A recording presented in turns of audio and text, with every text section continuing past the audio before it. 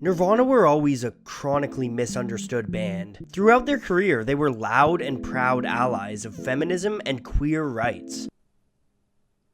Nirvana were a feminist band.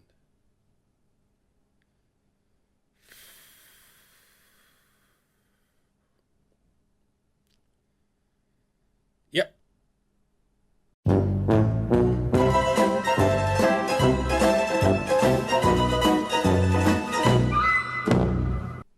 It's known as the literary plot, the third plot in a set of no more than three. It's neither a happy ending nor a tragic payoff. It's the story where you know what happens in the end before you find out about the beginning and the rest and what have you. That's perhaps why it's difficult to tell this story in a pro-feminist context. You can't really hang feminism on a celebrity until you've tested the water, found out what this person is famous for. Hey, you know Beyonce? She's a feminist. Crikey! One of the richest, most celebrated performing artists alive today. Wow, you know how to sell shit, friend. Consider me on board. Or, you know Kurt Cobain? He was a feminist. What, you mean that straight white cis male who got addicted to heroin and then shot himself at 27? No, not him, the other guy. Lane Staley. What? Bugger. Chris Cornell? Seriously?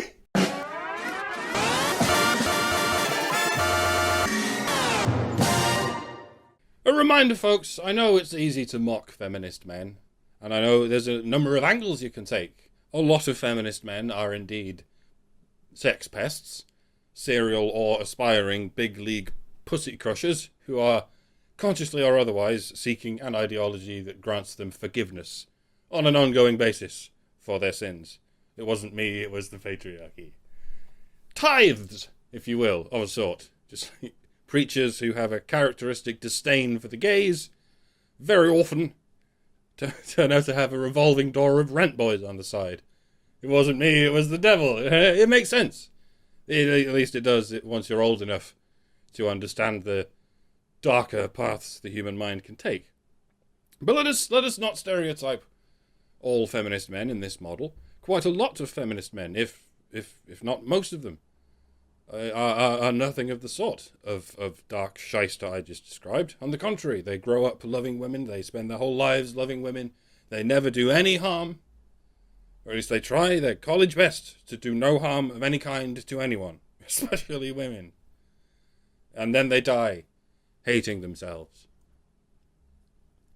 But of course, most of Kurt's audience didn't know this and wasn't interested in politics, they just wanted music that spoke to them.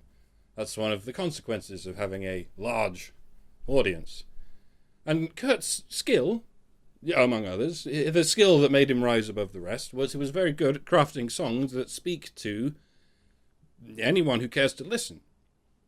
He didn't jargonize much or specialize. He kept things rather broad. Whatever views he had, he roasted them behind many layers of grilled heroin. He kept his songs within a limited stylistic vocabulary, if you want the posh answer. So you can't really tell where he's coming from. I think he preferred it that way. And that's why, even though Kurt Cobain was indeed a feminist, they don't teach Nirvana lyrics in gender studies classes. Because there's too much elbow room. If you came into it fresh, you might think, fuck, this guy seems pretty upset with life. Was he married? And if so, who to? And we can't have that. See, you either need to do the academic thing and name the problem directly, i.e. men, patriarchy, capitalism, white supremacy, etc., or you need to construct an entire fictional dystopia from the ground up, like Margaret Atwood did. Otherwise, you're just the grey, malleable stuff of the liberal arts faculty, darling, where anything is anything. Fuck off with you. Off with you. Go. Goo. You are missing the necessary prickles. That's kind of the difference between poetry and storytelling. Poetry doesn't have to tell a story. You know, it can just tell a character. Or, dare I say, a narrative. Who are we allowed to hate, Kurt?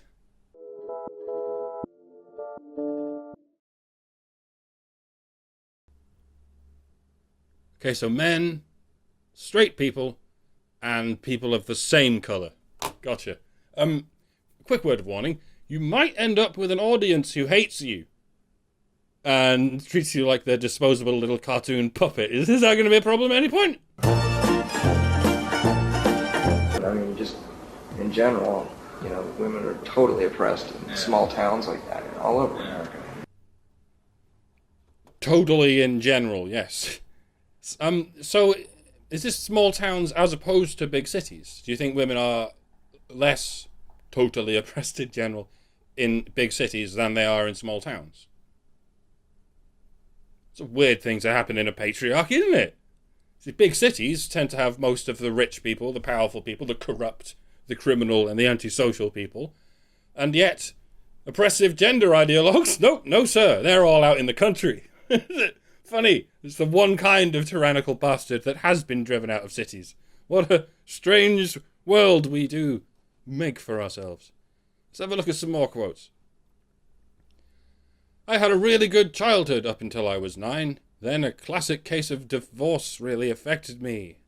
Kurt Cobain. Uh-oh.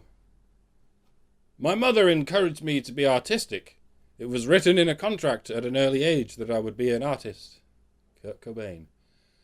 Pretty sure he's being flippant there, but there's obviously something he's being flippant about. I've always had a problem with the average bossy woman. They've always been a threat to me. Oh shit, Kurt, you can't say that, Kurt. That's hate speech. That's average woman? Bossy? You feel threatened by them? That's classic misogyny, Kurt. You'll never get away. Oh, wait, sorry. That's the wrong quote. Technical error, my bad. Here's the real quote. It wasn't bossy woman, it was macho man. Fixed. Am I right? From earth-shattering to harmless in 2 easy steps. No hate here at all. This is a hate-free zone. Which explains the smiles and sunshine sugar pop kind of grooves that our hero goes on to make. Throughout my life, I've always been really close with girls and made friends with girls. And I've always been a really sickly feminine person anyhow, so I thought I was gay for a while because I didn't find any of the girls in my high school attractive at all. Kurt Cobain. Blimey. I suppose that's relatively normal. Perhaps not quite typical, but certainly normal. Hey dude, what do you reckon Been a Son is about? This song is sung from the perspective of a misogynist father who abuses his daughter simply for the fact that she was born female. She should have died when she was born. Right, I think that's all we can afford of that. Weird. He never wrote a song about having a controlling mother. Even though one could deduce from the evidence so far that he had one. And instead of addressing this issue, he projected it onto the wrong gender through song. So he wasn't just a feminist, he was a fairly typical feminist therapist. According to your interpretation anyway. As I said, Kurt left shit open a lot. Who knows what the fuck was going on in his head, consciously, let alone subconsciously.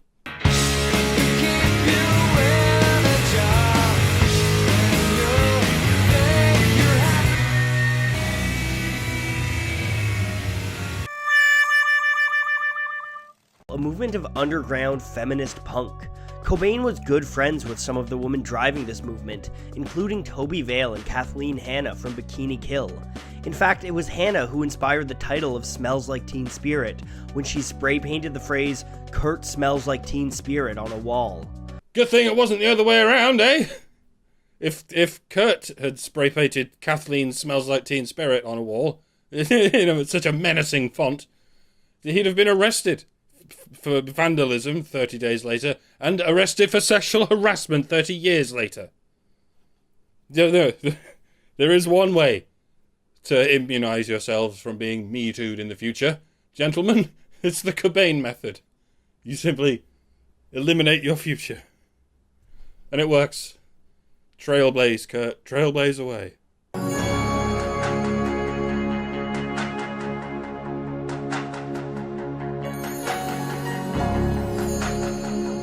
Rape me, rape me, rape me, rape me. Songs That Could Never Be Published Today, Volume 6033. The song stirred up controversy, but it's clearly an anti-rape song. Oh, you reckon? It's not part of the long-held tradition of pro-rape songs, which do not exist. Maybe the Vikings back in the day had one or two rowing anthems along those lines, and I can't speak for what they might sing in a more southeasterly region, but in modern-day Western music industry, you cannot write a song that is unambiguously pro-rape without severely risking the immediate financial future of every publisher and every studio involved in getting that song to the press. No recording company will allow it to happen, basically. Whatever you may think rappers and heavy metal vocalists are talking about, symbolically or ironically or otherwise, there is no such thing as a published pro-rape song. Yeah, anywhere outside the imaginations of pissed-off feminists. Like I said, it's a good thing Kurt wrote this in 93 and then promptly died, because if he wrote it nowadays, especially as a 50-year-old monogamous white male, they would crucify him for it. They are not in a fun, oversaturated environment next to a funny singing crow. I mean, they'd nail his bollocks to a fucking plank. Imagine a modern-day journalist in 2018 asking Kurt about the song Rape Me. Or imagine a judge reading out the lyrics in his hate speech trial. Rape me, my friend. Rape me again. I'm not the only one, I'm not the only one, I'm not the only one, I'm not the only one. Rape me, rape me, rape me, rape me. Rape me, rape me, rape me, rape me. The boy fancies himself a poet. Rape me, rape me, rape me, rape me. Rape me, rape me, rape me, rape me. Rape me. Did you think these were appropriate lyrics for children, Mr. Cobain? Let alone women? It's clear to me and to any reasonable person that you did this with the intent of spreading hate and misogyny through the medium of song. The problem with groups who deal with rape is that they try to educate women about how to defend themselves. What really needs to be done is teaching men not to rape. So, for anyone who, at the beginning of this video, perhaps found themselves incredulously harumphing at the idea that Kurt Cobain was a feminist, I'm sorry, but it's true. I mean, it's barely arguable. Not only was he a feminist, he was one of the figureheads pushing the Overton window from the second wave to the third wave, where instead of empowering women to defend themselves, you actually tell them not to. Not to learn any self-defense or martial arts or how to use a gun or anything. You can teach women to be defenseless, while you carry on teaching men to be efficient defenders. And this is considered respecting women. In the third wave Overton window shifting likes of Kurt Cobain. So what was it about small towns like Aberdeen that's so generally totally oppressive to women? Kurt, what you are? They don't let women fight or use guns and shit. How fucking queer. See, Kurt wasn't just a feminist. He wasn't even just a feminist priest. He was a feminist saint. With all the trimmings. His three miracles were fucking marrying and inseminating Courtney Love and managing to live with himself and those decisions for almost 2 years. But fret not, folks. It's perfectly possible to interpret his songs without any of that shit present. I'm by no means encouraging anyone to throw away or even reinterpret any of your records that may have been written by gynocentric pinko lefties. You might find yourself throwing out your entire collection with the bathwater.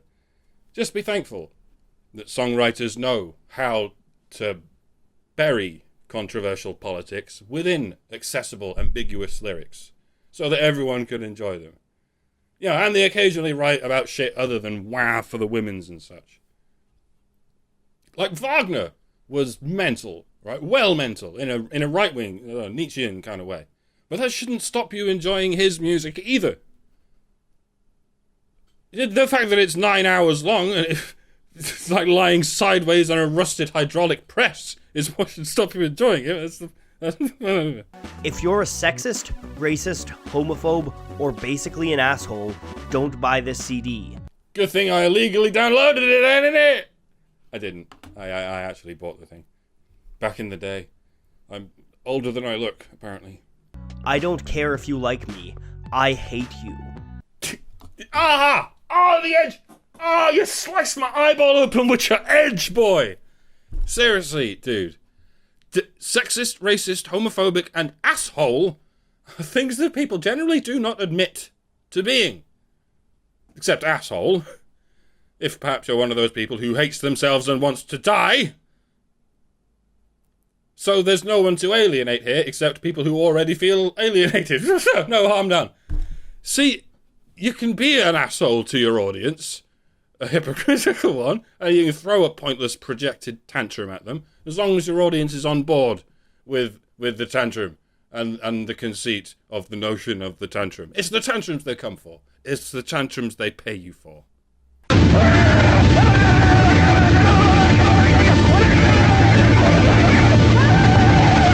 Nirvana are and should be remembered for many things, but I think their feminism and social activism often gets buried. No, it's the men falling for it who get buried. But yeah, I already explained why the feminism of Nirvana has been buried. It's because of the Avidya of feminism. If you've watched this far into the video without curiously looking up what that word in the title means, I'll go ahead and explain. Nirvana, as I hinted last episode, is a posh Eastern mystical word that means blowout, relief, if you will. Avidya is a posh Eastern mystical word that means ignorance, not knowing, to be more literal. Deliberately not knowing, to be more precise. If you catch my drift there. It's if feminism wants the world to know about you, then it will. If it wants you forgotten, you will be. Whether you're a saint or a demon, your reputation is in the hands of those who control history. And they don't want anyone to know about the bad things that happened due to feminism, because those things do not exist. Bad things do not happen within 500 yards of feminism's sphere of responsibility, more accurately described as a singularity of responsibility. Imagine if I were to give you some homework, for which I told you to write me an essay entitled, "Was Kurt Cobain a victim? And if so, of what or whom was he a victim?" I would, of course, get many essays back, which briefly outline the answer, "No, of course not. He's a white man, and a rich one at that. It's socially impossible for him to be a victim." Yeah, and as a gender professor, I'd be duty-bound to mark them all with a big A+. But I would also keep getting the odd essay here and there, saying, "I think he might have been a victim of feminism, bruh. I think he was raised, used, and abused by women who have academic excuses for the irrational hatred of men. And I think this might explain why he died hating himself but unconditionally loving the women in his life." And it's not good enough to simply stamp that with an F- and send you to detention for your... No, we can't even allow that seed to be sown in the first place. So we don't include it in the syllabus. We'd all prefer to remember Kurt Cobain as a rather sad gentleman who wrote jolly good songs that no one could understand a blind word of. And then he got even sadder and he killed himself. Yeah, but I wouldn't knock it. If I end up with a headstone that says anything as flattering as that, I'll be surprised. And dead. Alright, we're done. I only got 3 videos out of the high-hanging fruit month, but it made for an interesting and rather long trilogy. Presumably next month will be a different theme, but I haven't figured out one yet. I'm determined to make Collaboration Month one of these months. As soon as I can organise enough collaborators to produce finished products in the space of 1 month, which is already proving difficult because I've already been trying to do it for 2 months. Nevertheless, meh. Watch this space, folks. Don't watch the things in the space. Watch the space. The space in between the things. Shit. Goodbye and right. I mean, fuck. Yes, yeah. I mean that. I mean this. just bugger off.